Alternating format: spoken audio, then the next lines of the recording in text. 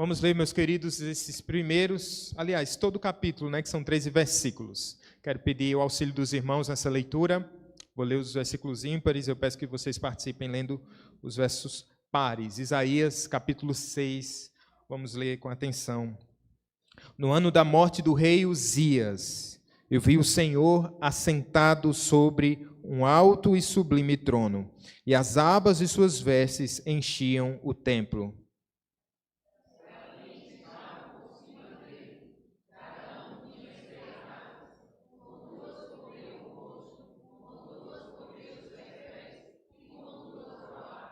E clamavam uns para os outros, dizendo: Santo, Santo, Santo é o Senhor dos exércitos, toda a terra está cheia da sua glória.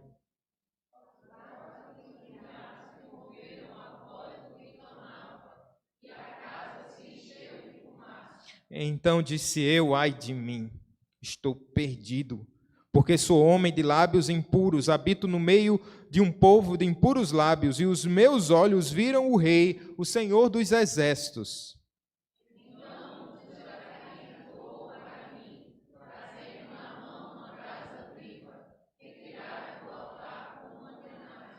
Com a brasa tocou a minha boca e disse: eis que ela tocou os teus lábios, a tua iniquidade foi tirada e perdoado o teu pecado.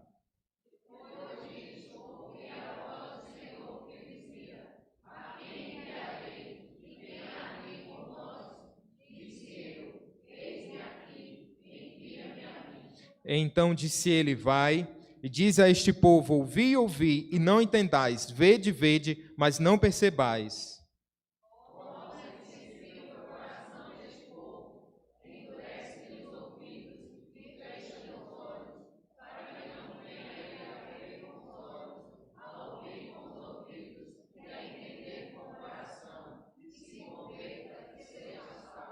Então disse eu: até quando, Senhor? Ele respondeu: até que sejam desoladas as cidades e fiquem sem habitantes as casas fiquem sem moradores e a terra seja de todo assolada.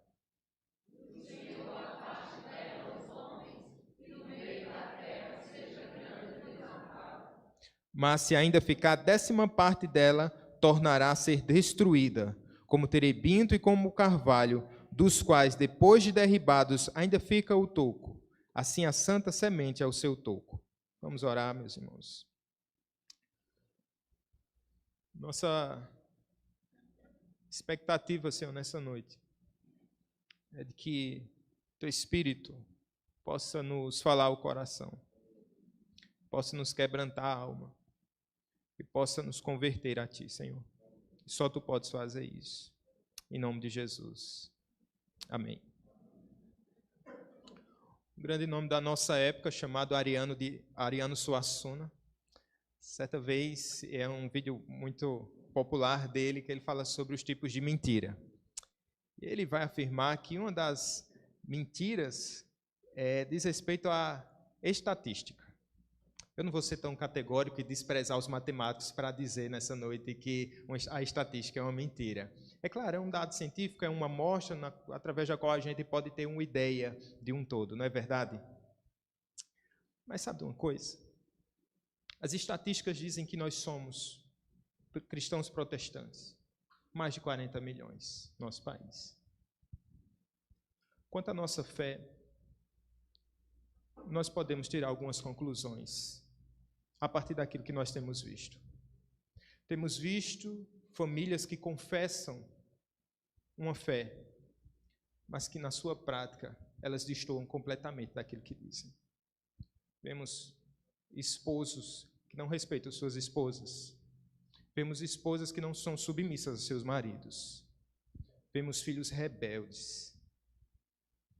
Vemos cristãos que estão intrigados nos seus vizinhos. Vemos cristãos que fecham os outros no trânsito. Inclusive, lá em Goiânia, capital de Goiás, em tempo desse, teve uma campanha que dizia assim: seja cristão também no trânsito. No nosso trabalho, há cristãos que estão defraudando seus patrões. seja com o tempo, quando chega atrasado, ou seja, no quesito de não produzir aquilo para o qual eles têm recebido.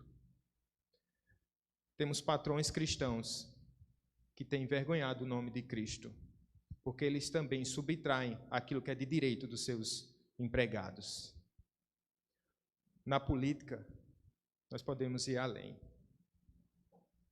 Nos nossos convívios, nos nossos relacionamentos interpessoais. A pergunta que eu faço, meus irmãos: será que Ariano Suassuna estava tão equivocado assim? Qual a diferença? Que diferença tem feito a nossa fé na nossa vida prática? Os nossos ajuntamentos, eles continuam em alta. As nossas igrejas, elas estão avançando e crescendo. Nosso culto começou às 18. Segundo as estatísticas, às 20 horas, teremos tido mais uma igreja aberta no país. Porque a cada 2 horas, uma nova igreja se abre no Brasil. Pergunte a si mesmo: você tem visto essa diferença toda? O que tem acontecido conosco? Do que estamos precisando? Eu digo a vocês, estamos precisando urgentemente de um avivamento. Urgentemente. Nós estamos diante de um texto, irmãos, que não fala de um avivamento coletivo. Não. Mas fala do avivamento de um homem. Penso eu que quando nós compreendemos o avivamento como um grande derramado do Espírito, sobre um grande número de crentes, isso ocorre também e principalmente e primeiramente de maneira particular, de maneira individual. Eu entendo um avivamento como um grupo de irmãos que foram visitados fortemente pelo Espírito de Deus e com um só propósito, primeiramente de consertarem as suas próprias vidas, eles se unem com outros irmãos que querem consertar as suas vidas e com outros irmãos que querem consertar as suas vidas, e o fruto disso é um avivamento coletivo. Eu quero que você olhe para esse texto e eu quero pensar com vocês sobre esse avivamento. O avivamento começa em mim. Eu queria que você também dissesse isso para você. O avivamento começa em mim.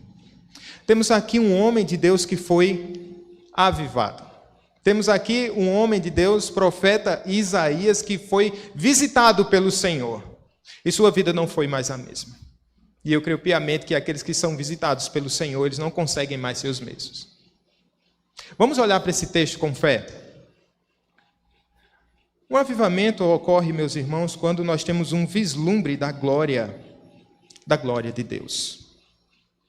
Há algo que a gente chama de saturação semântica. É quando um termo ele é tão repetido que o seu cérebro para de tentar buscar o seu significado pleno. Há uma saturação semântica dentro do nosso meio evangelical. Por exemplo, tá amarrado. Né? É um termo, né? Que a gente fala, está amarrado, está repreendido. Né? São palavras que nós, de tanto repetirmos, acaba perdendo o seu significado. Há um termo que eu penso que também tem perdido o seu significado. Glória a Deus. Às vezes nós falamos glória a Deus, assim como muitos irmãos dão aleluia, antes de ouvir qualquer coisa, um amém, por exemplo. Mas glória a Deus. O que é a glória de Deus? Um teólogo vai dizer de maneira muito resumida e muito precisa que a glória de Deus é a excelência infinita da essência divina. Que é isso? É a excelência infinita da essência divina. Outro teólogo, chamado Herman Bavinck, ele diz assim: a glória de Deus é resplendor e brilho que é inseparavelmente associado com todos os atributos de Deus e com sua autorrevelação na natureza e na graça. A forma gloriosa na qual ele aparece em todo lugar às suas criaturas. Pense bem, de todos os atributos do Senhor, pense aí de todos os atributos, quem é Deus, e vá somando, e vai elencando cada um desses atributos. Pronto, quando você chegar à soma de todos esses atributos, se você puder esgotá-los aí, isso é a glória de Deus. A glória, essa glória que ela é inata, o próprio Deus, ele é glorioso. Mas esse Deus que também revela a sua glória. E como é que Deus revela a sua glória? Deus revela a sua glória, por exemplo, através da criação. Deus revela a sua glória através da criação. Deus revela a sua glória em nossos corações. Deus revela a sua glória de maneira muito mais especial por meio da sua palavra e de maneira gloriosa através do seu Filho. De modo que quem vê o Pai, quem vê o Filho, vê a glória do Pai. Vejam, meus irmãos, nós estamos aqui diante de um texto no qual Isaías, que é um profeta que atua no reino de Judá, ele é chamado por Deus, ele é comissionado pelo Senhor, e aqui alguns vão entender que é o chamamento de Isaías que ocorre aqui no capítulo 6. O que é que acontece? Esse texto já começa um tanto quanto tenebroso, porque diz que foi no ano da morte do rei Uzias. Veja que o rei Uzias tinha sido um administrador eficiente, um líder militar capaz. Sob sua liderança, Judá tinha crescido em todas as esferas. Você pode ver isso depois de 2 Crônicas, capítulo 26. Ele tinha sido um rei íntegro. Quão fácil teria sido focalizar a esperança e a confiança em um rei desse porte. Ele cresce em fama, ele foi um rei íntegro. Não obstante, ele também falhou. Ele teve os seus deslizes. Em 2 Crônicas, capítulo 26, versículo 15, diz assim, que divulgou-se sua fama até muito longe, porque foi maravilhosamente ajudado, até que se tornou forte. Eu entendo que a fraqueza de Uzias começou nesse instante, quando ele se tornou forte. Porque é uma tendência, irmãos, e quando nos tornamos fortes, nós começamos aquele narcisismo, olharmos para a nossa própria glória. O fim de Uzias não foi tão belo como os seus primeiros dias. Foi acometido de lepra, morreu assim. Mas veja que Isaías aqui está nos mostrando, esse texto está nos ensinando que a glória de Deus é maior do que a glória humana.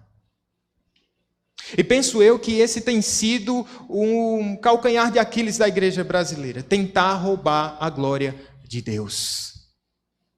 E quando fazemos isso, nos assemelhamos à igreja na sua Idade Média, quando roubava ou tentava roubar a glória de Deus. A centralidade agora era voltada para a própria igreja, numa tentativa de furtar e de diminuir a glória de Deus. Como é que isso é feito? Através da diminuição da Escritura, quando Cristo é colocado de lado, quando a salvação não é pela graça. Quando a glória de Deus é eclipsada. E aqui nós podemos lembrar de um episódio lá que São Dominico, né, como é entendido pela tradição, estava lá visitando Roma, olhando lá aquele monumento, a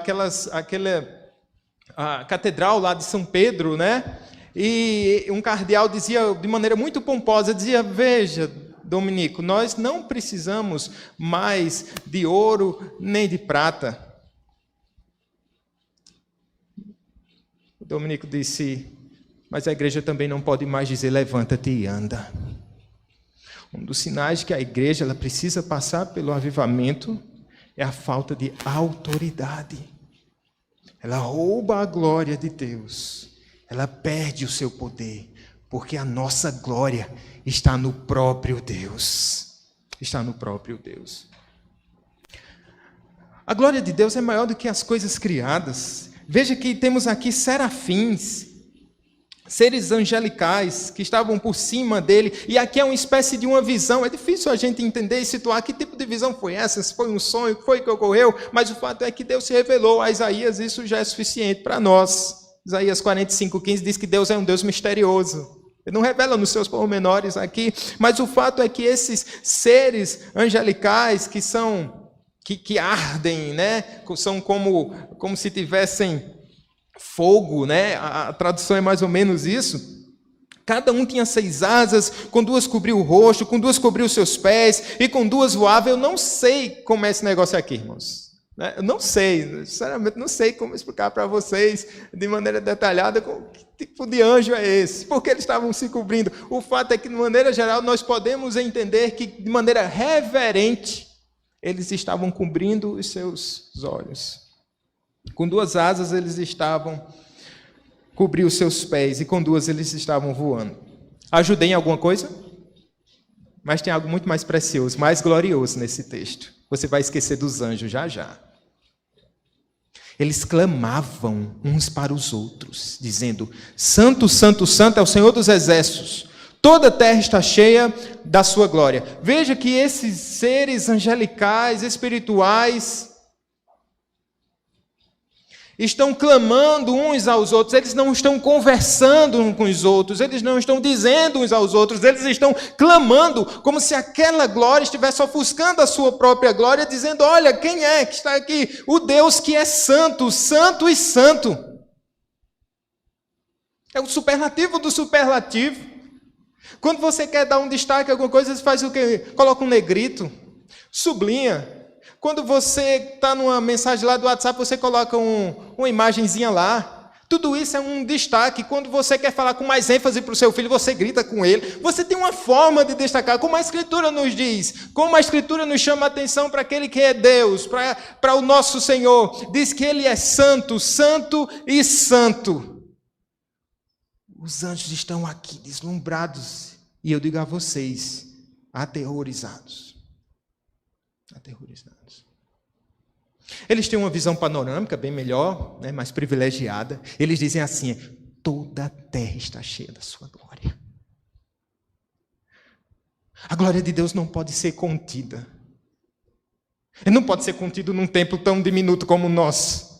Mas pense em qualquer catedral do mundo, a glória de Deus não pode ser contida naquele lugar. Nem toda a terra, nem milhões e milhões de mundos podem conter a glória de Deus.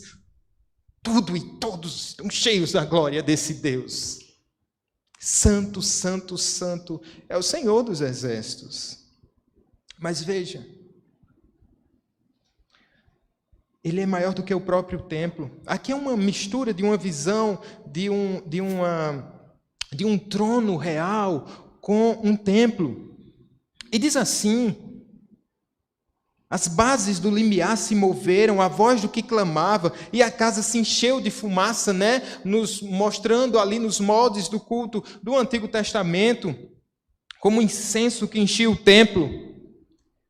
Deus está ali.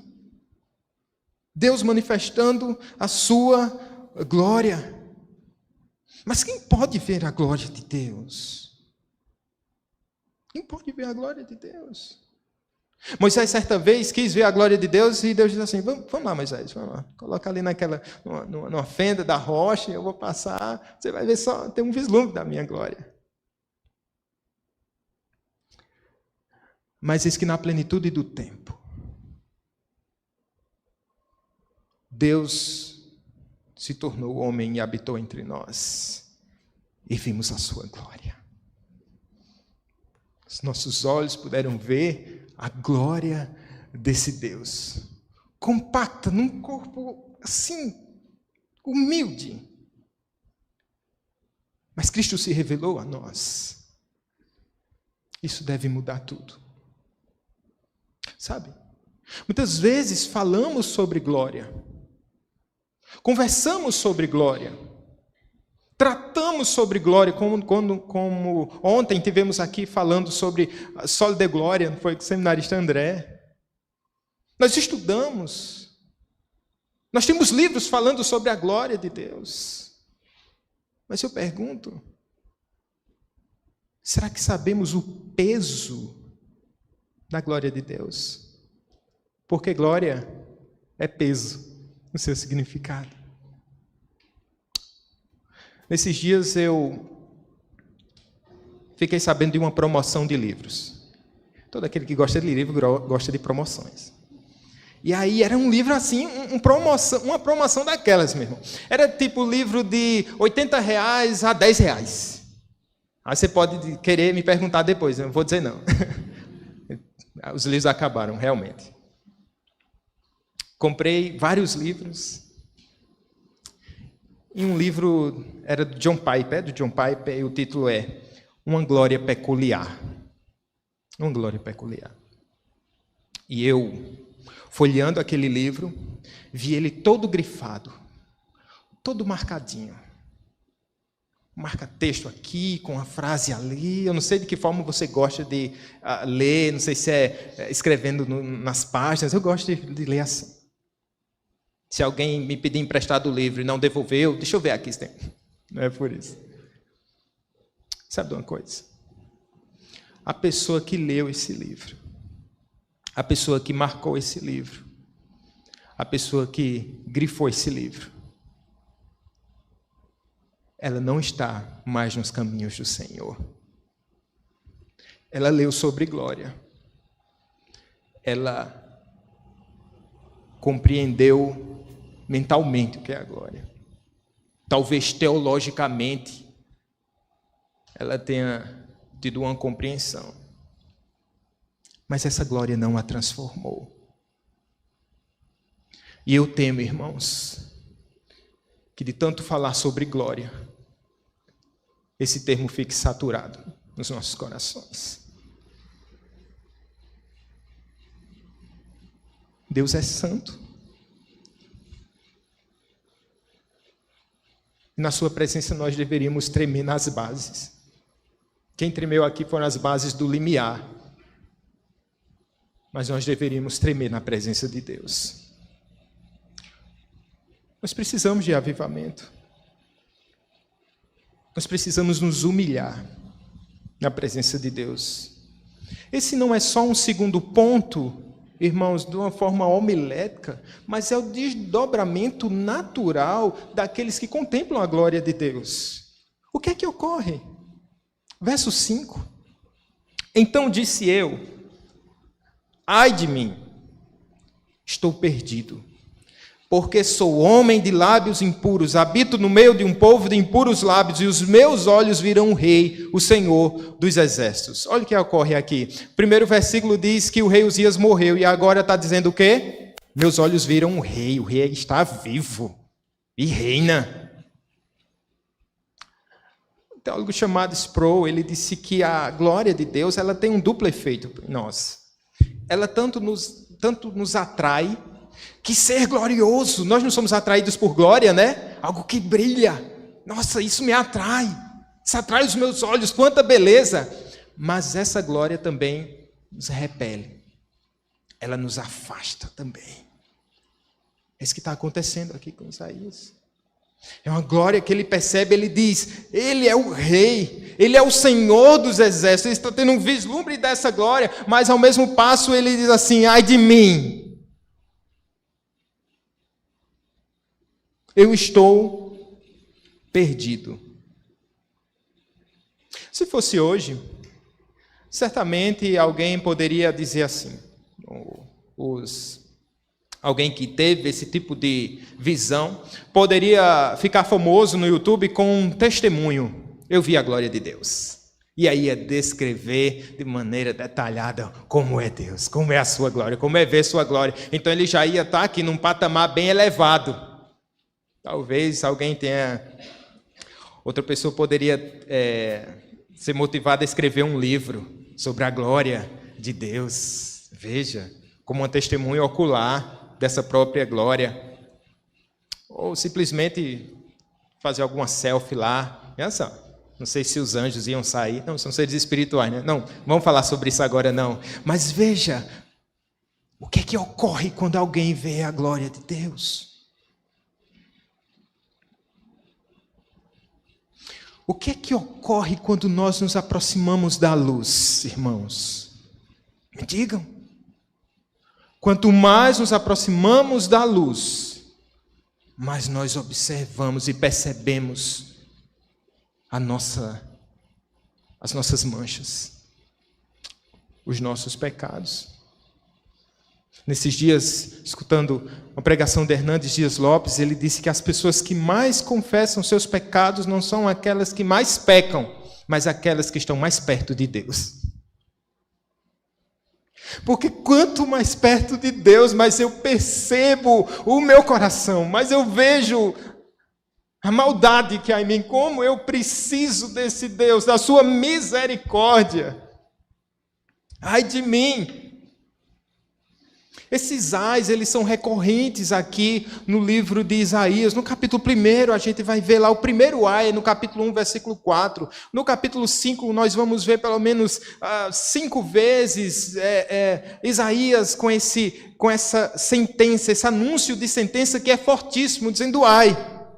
Mas só que esse povo era um povo que não temia a Deus, mas Isaías, ele viu a glória de Deus. E ele consegue perceber o peso dessa glória. Contemplando essa sua santidade, essa santidade divina, ele desaba. Então disse, ai de mim. Ele não disse, ai de ti que anda sem Jesus por aí. Eu precisava colocar isso. Porque a nossa tendência é dizer o quê? Ai de ti, bichinho. Mas os olhos de Isaías estão voltados para si mesmo agora. Para si. Ele não está falando de outro, ele está dizendo, sou eu. Eu estou perdido. Eu estou completamente perdido. Se tivesse uma fuga, uma porta de emergência, algum lugar para ele sair, eu acho que ele escapava dali na hora, dizendo, essa glória é glória demais para mim. Oh, afasta-te de mim, ó Deus, porque tu és santo, santo e santo, e eu sou um pobre pecador. Sabe, meus queridos, um Deus santo e um homem pecador em sua presença, sem um mediador, não acaba bem. Um Deus santo e um pecador na presença desse Deus santo, isso não acaba bem. Porque seremos fulminados por sua justiça. Por isso nós precisamos, irmãos, de um mediador. De um mediador, de alguém que nos conduza à presença desse Deus que é santo, santo e santo. Tem um canal no YouTube chamado Israel com Aline. Ela faz viagens a Israel e passa por lugares sagrados, é muito interessante. Nesses dias ela estava lá em Jerusalém e ela foi lá num local onde os arqueólogos acreditam que no Monte Moriá, no local onde, no templo, naquele local, antigamente era o templo, né, de Jerusalém, e bem no lugar onde ficava o Santo dos Santos. E no Santo dos Santos, só o sumo sacerdote, segundo o Antigo Testamento, poderia entrar ali uma vez ao ano e tal. E ali tinha aquele lugar específico onde os arqueólogos acreditam assim, ser o lugar exato da Arca da Aliança. E aí tinha um gradeado. E os turistas que passavam por ali, eles colocavam a mão por essa grade e tocavam nessa pedra. E a Aline dizia assim, eu não toco nessa pedra, porque só o sumo sacerdote podia tocar ali. Então, biblicamente falando, eu estou proibida. Não, Aline, não. O sumo sacerdote, ele já pagou o preço. O sumo sacerdote foi o próprio sacrifício em Cristo Jesus. Por meio desse sacrifício agora, nós podemos entrar na presença de Deus, por esse novo e vivo caminho. Por isso nós temos ousadia para entrar na presença de Deus, por meio de Jesus Cristo, não sem um mediador, porque sem um mediador eu digo, ai de mim. Eu estou completamente perdido, mas por meio de um mediador, que é Cristo Jesus, eu posso dizer, eu estou salvo, eu posso entrar na presença desse Deus poderoso.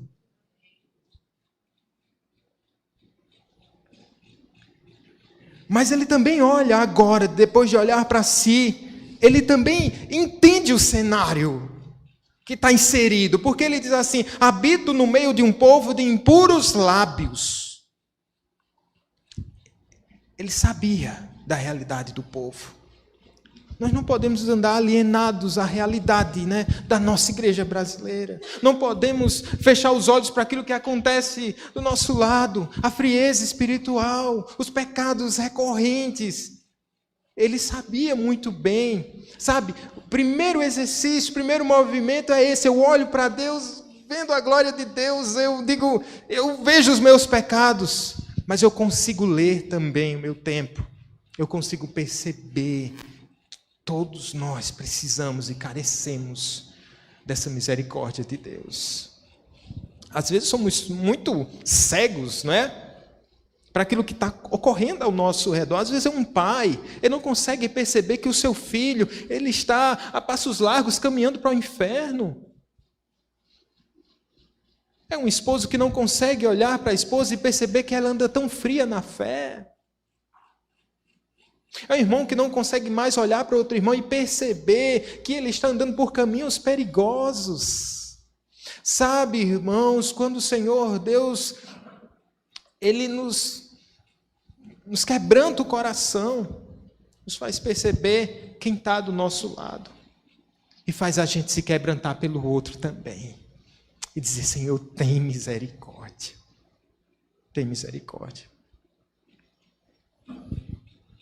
O verso 6 diz assim, essas mesmas criaturas aí, então um dos serafins voou para mim, trazendo na mão uma brasa viva que tirara do altar com antenais, é uma imagem também de templo aqui, como uma pinça, né? Ele tira uma brasa, e com a brasa tocou a minha boca e disse, eis que ela tocou os teus lábios, a tua iniquidade foi tirada, e perdoado o teu pecado. A versão corrigida fiel diz assim que foi expiado o teu pecado. Foi expiado o teu pecado. Perceba que essa é uma iniciativa divina. Quando Isaías percebe o seu estado, ele não tem mais nenhuma reação. Agora nós percebemos que é uma ação divina. Uma iniciativa divina que está acontecendo aqui. Estou perdido, é só o que Isaías é capaz de dizer. Mas é o próprio Deus que providencia aqui essa expiação. Esse perdão. Isaías não pede nada, somente se quebranta. E aí, meus irmãos, não há nada que possamos fazer para nos salvar. Esse é o ponto. Mas temos um Deus rico em perdoar. Ele é aquele que pode transformar os nossos corações. Eu não sei se você acredita mais num culto tão singelo como esse. Deus pode fazer uma grande obra. Foi assim no avivamento entre os moravianos, eles começaram uma reunião de oração, só vivia pegando briga o povo. Né? Aí quando Zinzendorf começou a aplacar ali, pregando aqui, pregando ali, gente, vamos parar com esse negócio, e falando lá sobre 1 João, e tal, e até que eles começam uma reunião de oração. Que reunião foi essa? Que eles, em formato de relógio de oração, durou mais de 100 anos. A igreja foi outra. O que é que Deus pode fazer num domingo à noite? Quando o seu Espírito está presente. Quando sua palavra é exposta. Quando Ele estende a sua misericórdia. O que Ele é capaz de fazer na sua vida nessa noite, meu irmão? O que Ele é capaz de fazer na nossa igreja? Ele faz. Mas veja, há um vislumbre, há uma humilhação, quebrantamento. Mas por último, meus irmãos, a disposição. É o último momento aqui da nossa exposição. Deus agora faz algo intrigante. Deus é glorioso, né? Verso 8 diz assim, depois disto, depois de quê? De perdoado o teu pecado, tá bom? Acento isso aí. Depois de perdoado o pecado, o que é que ocorre? Depois disto, ouvi a voz do Senhor que dizia, o quê? A quem enviarei e quem há de ir por nós? Disse eu, eis-me aqui, envia-me a mim. Primeiro Deus está comissionando esse profeta. A quem enviarei? Isso me surpreende, porque Deus poderia fazer tudo sozinho, não é verdade? Deus não precisa da gente, Ele é cheio de glória, todo-poderoso, suficiente. Mas Ele chama o pobre de Isaías aqui. A quem enviarei e quem há de ir por nós? Alguns veem aqui uma alusão à Trindade, né? Quem há de ir por nós? Aí, veja bem, Isaías responde. O que é que ele responde? Eis-me aqui, envia-me a mim. Olha, quando você disser isso a Deus, você preste atenção. Toda vez que está passando aquela música, né? Parece um filme, mas toda vez que a gente está cantando aquela música, o chamado que um dia tu fizeste a mim, eu sinto profundamente essa canção, não sei vocês. Eis-me aqui, eu livre, estou ao teu dispor. Toda vez que eu estou cantando essa música, eu estou me quebrantando na presença do Senhor, meu Deus. Quebranta o meu coração, para que eu possa estar disponível mesmo em tuas mãos. Isaías aqui, esse jovenzinho, alguns dizem que ele tinha 16, 18 anos. Ele tem essa visão gloriosa, ele se quebranta na presença de Deus, e Deus diz, e agora? E agora, quem vai? Ele diz, eis-me aqui. Uma das marcas de uma igreja avivada é a disposição para servir. Não antes. Deus não quer alguém que tenha um volume de trabalho excelente, ou que seja hiper talentoso, ou que tenha toda a sua agenda assim à disposição da igreja. Não, não. Deus, Ele quer adoradores. E um desdobramento natural disso é o quê? É o serviço. Serviço sem quebrantamento dá em orgulho e pode maquiar nossa realidade. Pode maquiar nossa realidade. Veja que ele diz, eis-me aqui, aí Deus, ok. Aí ele vai dizer agora o chamado.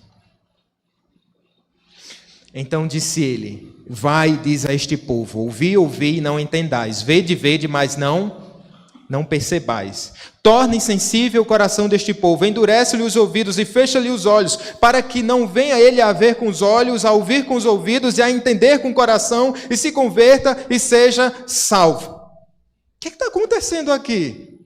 Veja, eu já vi trabalhos de plantação de igreja, assim, no meio rural, meio urbano, entre os ribeirinhos, em tribo indígena. Mas eu nunca tinha visto uma plantação de igreja num cemitério. Porque essa é uma plantação de igreja como se fosse num cemitério. Porque Deus está dizendo, perceba, eu vou mandar você pregar, tudo bem. Eles vão ver, mas não vão perceber. Eles vão ouvir, mas não vão entender. Deus vai dizer, eu arranquei o coração desse povo. Eu tapei os ouvidos deles. Eu os ceguei. Eu não sei vocês, mas isso ia me deixar assim, bem para baixo. Veja, se alguém me chamasse para pregar em alguma igreja e dissesse assim, Érico, você pode pregar para nós, eu não vou nem dizer que era católico, e aí ia ser muito absurdo. Mas só que tem um problema, quando você chega lá, a gente dispôs as cadeiras assim, de costas para o púlpito. Eu já ia ficar meio, né? De costas, né? Na Idade Média lá era o contrário, né? Era o contrário, o sacerdote que ficava de costas falando em latim. E alguém dissesse, não, mas não somente isso, mas todos eles estarão com fones nos seus ouvidos, escutando outra coisa, não a pregação. Eu ia me sentir totalmente desmotivado. Muito embora isso possa ocorrer, né?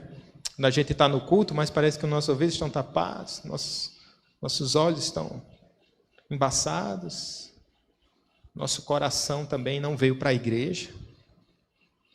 Mas o fato é que esse era um povo que tinha perdido toda a sua capacidade espiritual de absorver algo da parte de Deus. Um ministério aqui aparentemente infrutífero. Mas eu pergunto, mas por que Deus fez isso? Por que Ele endureceu o coração do seu povo? Eu respondo a vocês. Foi o povo que endureceu sua cerviz. Foi o povo que endureceu o seu coração. Veja, nós não vamos ler na íntegra, mas se você observar só o capítulo 1, só alguns versículos, você vai ter esse entendimento. Olha o que diz o verso 2. Ouvi, ó céus, e dá ouvidos, ó terra, porque o Senhor é quem fala. Eu criei filhos e os engrandeci, mas eles estão revoltados contra mim. O boi conhece o seu possuidor, o jumento o dono da sua manjedoura, mas Israel não tem conhecimento. O meu povo não entende. Tem mais.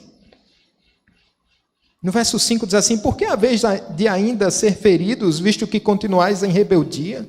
Toda cabeça está doente, todo coração enfermo. Desde a planta do pé até a cabeça, não há nele coisas sãs, senão feridas, contusões e chagas inflamadas. Umas e outras não espremidas, nem atadas, nem amolecidas com óleo.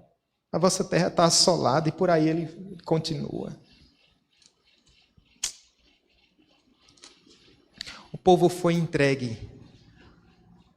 ao seu próprio prazer. Isso nos lembra muito o que ocorre em Romanos capítulo 1, que Deus entregou o povo ao seu próprio coração. É como se o povo tivesse se distanciado, buscado a sua glória, se deslumbrado com a sua própria glória, deixado de ver a glória de Deus, e se eclipsou os seus olhos, endureceu o seu coração, e como se o próprio Deus colocasse um espelho assim na frente deles. Vocês estão apaixonados por si? Vejam. Isso parece difícil, mas é o que ocorre quando os homens abandonam a glória de Deus. E ele vai dizer: até quando, Senhor, isso vai acontecer? Talvez querendo pegar aqui um fio de esperança, né? Tudo bem, até quando isso vai acontecer? Aí no verso 11 diz assim: então disse eu, né? Até quando? Ele respondeu: até que sejam desoladas as cidades e fiquem sem habitantes, as casas fiquem sem moradores e a terra seja de todo assolada. E aqui ele já está pronunciando o cativeiro babilônico, né? No verso 12 diz assim: o Senhor afaste dela os homens, e no meio da terra seja grande o desamparo. O cenário vai ficando cada vez mais tenebroso, mais difícil. No verso 13 ele diz assim: mas se ainda ficar a 10ª parte, eu não sei vocês, na primeira vez que a gente está lendo isso, quando diz assim, mas se ainda ficar a 10ª parte, opa, agora a coisa vai mudar. Aí a gente lembra lá de Abraão, quando Ló estava lá em Sodoma e Gomorra, né? E Abraão se apresenta na presença de Deus. Se 50 justos lá, Senhor, o Senhor tem misericórdia? Tenho. Se tiver 45, e aí vai descendo essa conta. Eu fico lembrando desse texto. Só que olha o que ele vai dizer depois. E se ainda ficar a 10ª parte dela, tornará a ser destruída. Não sei o seu coração, mas o meu fica destroçado aqui.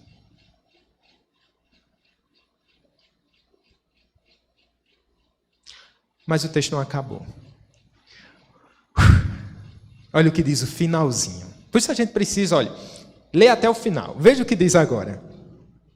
Como o terebinto e como o orvalho, dos quais depois de derribados ainda fica o toco, assim a santa semente é o seu toco. Ele está falando aqui de 2 árvores que serão cortadas, derrubadas. Mas ela vai ficar ainda uma partezinha da raiz lá no solo. E ele está dizendo, desse toco, eu ainda vou fazer brotar a vida dele. Porque esse é o mesmo Deus de Ezequiel. O mesmo Deus que mandou Ezequiel profetizar sobre quem? Sobre onde? Sobre o vale de ossos secos. Porque ainda que prevaleça a morte, esse Deus é poderoso para trazer vida. Isso me traz esperança? Claro. Isso me traz algum alento? Sim. De vermos o nosso cenário, a nossa vida, a nossa igreja, a nossa espiritualidade, os nossos tempos, a nossa prática de fé que destoa da sã doutrina que nós temos sido instruídos, nós tendemos a cair em desespero, dizendo, Senhor, o que é que está acontecendo aqui? Mas nós servimos a um Deus que chama à existência as coisas que não existem. Nós cremos num Deus que chama à vida aquele que está morto. E ainda que na terra envelheça a raiz, esse Deus pode soprar novamente e dizer: haja vida. É da raiz, é dessa raiz que a gente pode caminhar 8 séculos adiante. Tem um filho de Judá que vai nascer em Belém. Esse filho de Judá, ele é o salvador do seu povo. É aquele que veio para avivar os corações. É aquele que veio para dar vista aos cegos. É aquele que veio para dar novamente a chance de andar para os coxos. É aquele que veio para trazer vida e vida em abundância. Porque ele é a videira verdadeira. E se formos enxertados nele, nós também teremos vida. E eu digo para você, será que há saída? Será que pode haver vida na minha família? Eu digo para você, se esse Deus soprar, pode haver sim. E você pode perguntar, e para o meu coração, que anda tão endurecido nesses tempos? E para a minha fé tão débil, será que há saída? Eu digo para você, se o Espírito de Deus soprar sobre ti, há vida. Há saída. Será que há saída para a nossa igreja? Eu digo para você, se o Senhor se compadecer de nós, se nos quebrantarmos na presença de Deus, e se nos voltarmos ao Senhor, e se voltarmos às primeiras obras, e se deixarmos de nos gabar como a igreja de Sardes, que tinha nome de quem estava vivo, mas estava morto, se Deus mostrar o nosso cenário de fato e nos revelar a sua glória, e nos quebrantarmos diante dele, eu digo para vocês, meus queridos irmãos, que há vida e há solução. Porque Cristo ressuscitou de fato para nos dar vida e vida em abundância. Você quer? Há graça e poder suficiente para isso. Nos quebrantemos, pois, irmãos. Vamos orar.